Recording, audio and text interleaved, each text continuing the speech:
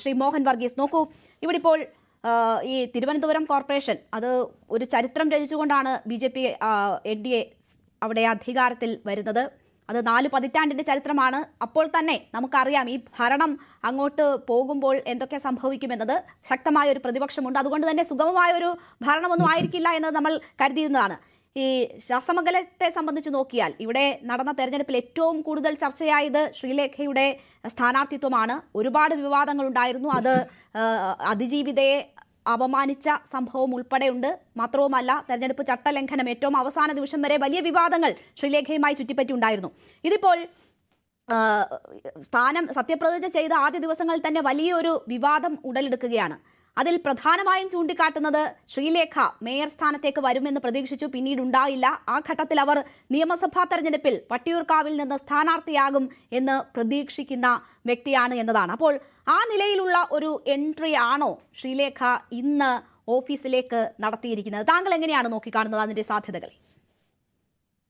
രേണുക, പ്രഥമ ദൃഷ്ട്യാ വളരെ നിരുപദ്രവകരം എന്ന് തോന്നാവുന്ന ഒരു ഫോൺ സംഭാഷണം തികച്ചും സ്വകാര്യതയിൽ നടത്തിയതാണ്. ശ്രീലേഖ IPS ഫോൺ എടുത്ത് വിളിക്കുകയാണ്. വട്ടിയൂർക്കാവ് MLA കൂടിയായ മുൻ നഗരസഭ ചെയർമാൻ അല്ലെങ്കിൽ മേയറായിരുന്ന VK പ്രശാന്തിനെ വിളിക്കുകയാണ്. അപ്പൊ ഇതിന്റെ ഒരു അനൗപചാരികത ഇതിനകത്ത് കാണാം. ഈ 2 വ്യക്തികൾ തമ്മിലുള്ള ഒരു കോൺവെർസേഷൻ, അതിനകത്തൊരു അനൗപചാരികത കാണാം.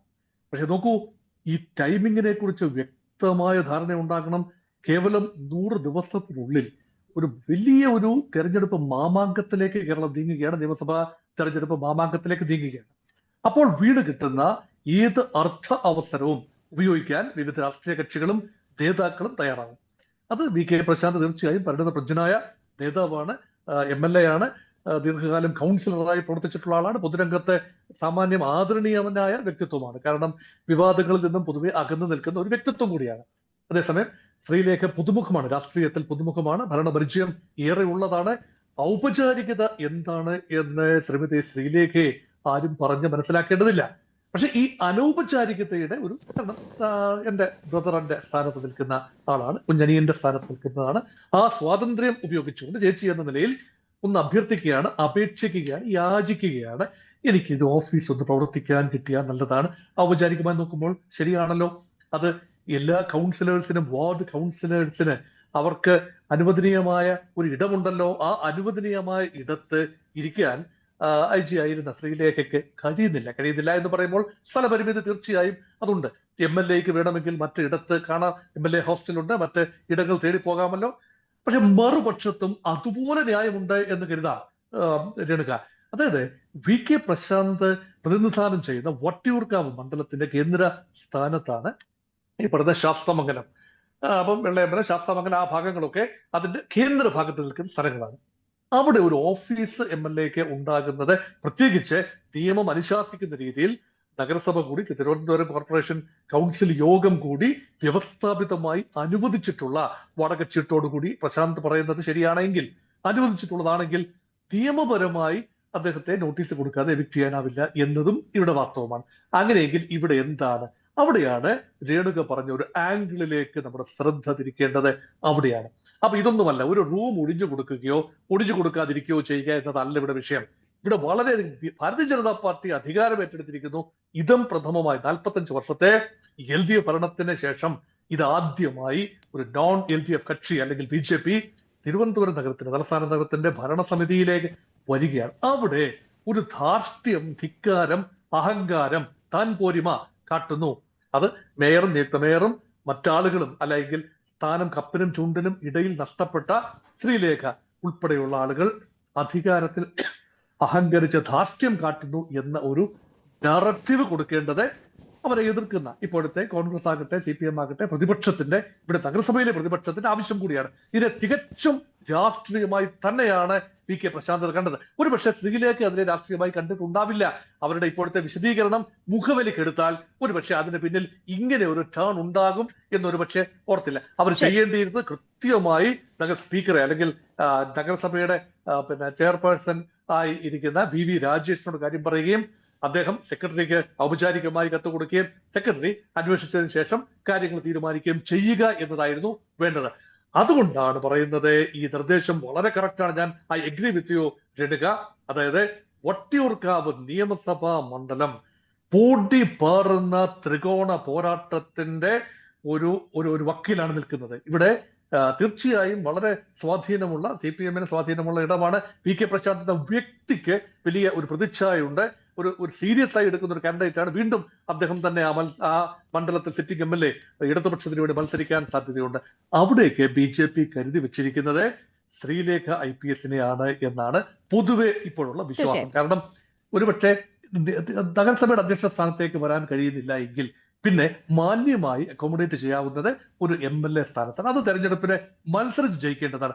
അങ്ങനെയെങ്കിൽ ഒരു ഫൈറ്റർ ഇമേജ് വേണം. അത് തീർച്ചയായും വിസിബിലിറ്റി, ഏത് നെഗറ്റീവ് പബ്ലിസിറ്റി പോലും വിസിബിലിറ്റിയാണ്. ആ പേര് വീണ്ടും വീണ്ടും വീണ്ടും വരികയാണ്.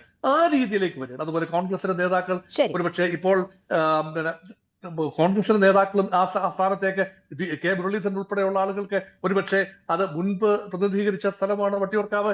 അതുകൊണ്ട് വലിയ മുരളീധരനായിരിക്കും ഒരുപക്ഷെ UDF കാൻഡിഡേറ്റ് എന്ന് തന്നെ പ്രതീക്ഷിക്കുകയാണ്. അങ്ങനെയെങ്കിൽ താങ്കൾ സൂചിപ്പിക്കുന്നത് പോലെ തീ പാറുന്ന ഒരു ത്രികോണ പോരാട്ടം നടക്കാൻ പോകുന്ന ഇടമായി വട്ടിയൂർക്കാവ് മാറുകയാണ്. ശ്രീ ഷാബു പ്രസാദ്, നോക്കൂ, ഇത് ഒരുപക്ഷെ ഈ നിലയിലൊക്കെ വികസിക്കും എന്നത് ശ്രീലേഖ കരുതിയിട്ടുണ്ടാകില്ല. പക്ഷെ അങ്ങനെയാണ് എങ്കിൽ പോലും ആ രംഗം വളരെ വിദഗ്ധമായി മാനേജ് ചെയ്യാൻ ശ്രീലേഖയ്ക്ക് കഴിഞ്ഞിട്ടുണ്ട് എന്ന് വേണം നമ്മൾ മനസ്സിലാക്കാൻ. അത് മാധ്യമങ്ങളെ കാണുമ്പോഴായാലും അവിടുത്തെ അസൗകര്യങ്ങൾ ചൂണ്ടിക്കാട്ടുമ്പോഴായാലും പിന്നീട് വന്ന് എന്താണ് താൻ ലക്ഷ്യമിട്ടത് എന്നത് വിശദീകരിക്കുമ്പോഴാണെങ്കിലും വളരെ ഭംഗിയായി ആ എൻട്രി ശ്രീലേഖ പൂർത്തീകരിച്ചിട്ടുണ്ട് എന്ന കാര്യത്തിൽ എനിക്ക് സംശയമില്ല. എതിരഭിപ്രായങ്ങൾ ഉണ്ടാകാം. പക്ഷെ നോക്കൂ, ഇതൊരു രാഷ്ട്രീയ പോരിലേക്ക് നീങ്ങുന്ന മണ്ഡലമാണ് എന്നത് മനസ്സിലാക്കിക്കൊണ്ടാണ് CPM കിട്ടിയ അവസരം ഈ രീതിയിൽ ഉപയോഗിക്കുന്നതെന്ന് നമുക്ക് കാണാം. അത് ധാർഷ്ട്യമായും ഈ BJP വന്നാൽ ഇതാണ് അവസ്ഥ, ഓരോരുത്തരും ഇങ്ങനെ ആയിരിക്കും എന്നത് ചൂണ്ടിക്കാട്ടാനും ഈ അവസരം ഉപയോഗിക്കുമ്പോൾ എന്തുകൊണ്ടാണ് രാഷ്ട്രീയമായി BJP അത് ഏറ്റെടുക്കാത്തത് എന്നത് ഒരു സംശയമായി നിലനിൽക്കുന്നു.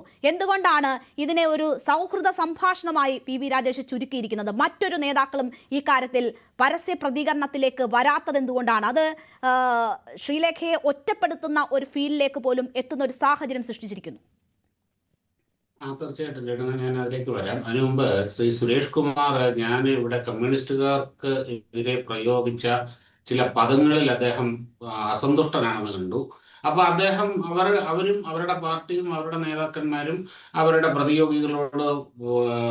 പ്രതിയോഗികളെ വളരെ ബഹുമാന പുരസ്സരവും ആരാധനാ പുരസ്സരവും അഡ്രസ്സ് ചെയ്യുന്ന ചില പ്രയോഗങ്ങൾ ഞാൻ പ്രയോഗിക്കണോ? അതായത് പരനാറി, നികൃഷ്ടജീവി, ശുംഭൻ, പിന്നെന്താ വെറുക്കപ്പെട്ടവൻ, ഇങ്ങനെയുള്ള ലളിത കോമള പദാവലികളാൽ ഇവരെ അഡ്രസ് ചെയ്യുന്നതിൽ അദ്ദേഹത്തിന് വിരോധമുണ്ടാവില്ല. നമ്മൾ പിന്തുടരാൻ പാടില്ല. ഒരാൾക്ക് ബുദ്ധിമുട്ടുണ്ടായി എന്ന് തോന്നിയാൽ, എനിക്കും അത് ആ രീതിയിൽ പറയണമോ എന്ന് തോന്നിയതാണ്. ഞാൻ പിന്നെ ഇടപെടേണ്ട, ഫ്ലോ തടസ്സപ്പെടുത്തണ്ട എന്ന് കരുതിയതാണ്. ഒരാൾക്ക് ഇഷ്ടപ്പെട്ടില്ല എങ്കിൽ നമുക്ക് നമ്മുടെ മര്യാദയ്ക്ക് പറയാമല്ലോ, മറ്റുള്ളവർ തെറ്റ് ചെയ്തിട്ടുണ്ട് എങ്കിൽ പോലും. അല്ല രേണുക ഒന്ന് സുരേഷിനോട് ചോദിച്ചു നോക്കിയുള്ളൂ, പരനാറി എന്നുള്ള പ്രയോഗം നല്ല പ്രയോഗമായിരുന്നോ എന്നൊന്ന് ചോദിച്ചു നോക്കൂ. അദ്ദേഹം അതിനെ ന്യായീകരിക്കുകയുള്ളൂ. ശുംഭൻ, വെറുക്കപ്പെട്ടവൻ, കുലംകുത്തി, ഇങ്ങനെയുള്ള മനോഹരമായ ഞാൻ പറഞ്ഞു കൊടുക്കണ്ട, സുരേഷിന് കേൾക്കാം. മലയാള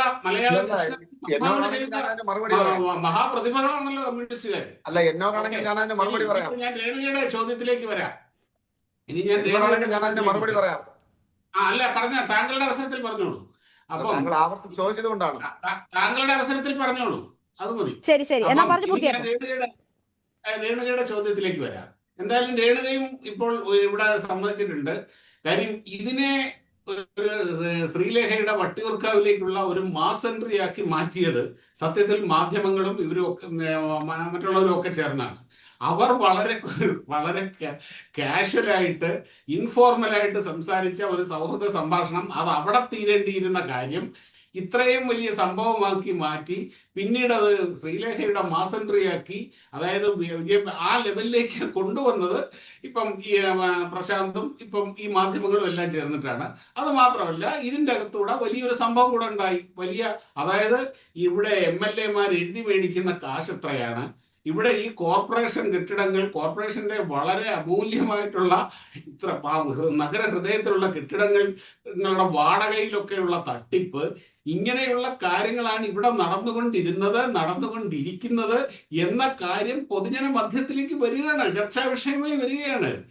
ഇതൊന്നും ഈ മാന്യതയുടെ ഒക്കെ മുഖം മൂടിയിട്ടുകൊണ്ട് നടക്കുന്ന ഈ പ്രശാന്തിന്റെയൊക്കെ ഇങ്ങനെയും കൂടെ ഒരു ബാക്ക്ഗ്രൗണ്ട് ഉണ്ടെന്നുള്ള കാര്യം നിങ്ങൾക്കറിയാമായിരുന്നോ? സത്യസന്ധമായിട്ട് രേണുക പറയൂ. അവിടെ ആ ശാസ്തമംഗലത്തെ കെട്ടിടത്തിന് 700 രൂപയായിരുന്നു ആ സ്പേസിന് വാടക കൊടുത്തിരുന്നത് എന്നുള്ളത് രേണുകയ്ക്ക് അറിയാമായിരുന്നു. 782 പ്രശാന്ത് പറഞ്ഞ കണക്ക് അവര് പറഞ്ഞിട്ട്, അതായത് അങ്ങനെ അറിയാനുള്ള കാരണത്തിന് ഇതൊരു കാരണമായി. ഇത് ആൾക്കാർ ഞെട്ടിത്തെറിച്ചു പോകില്ലേന്നേ ഇവിടെ ഈ നടക്കുന്ന കാര്യങ്ങള് ഓരോന്ന് പുറത്തേക്ക് വരുമ്പോ. അക്കാര്യത്തിൽ ഇത് വളരെ നന്നായി. മാത്രമല്ല, ശ്രീലേഖ വളരെ വളരെ മെച്ചുവേർഡ് ആയിട്ട്, എത്ര പക്വമായിട്ടാണ് ആ ഇഷ്യൂ ഹാൻഡിൽ ചെയ്തത്.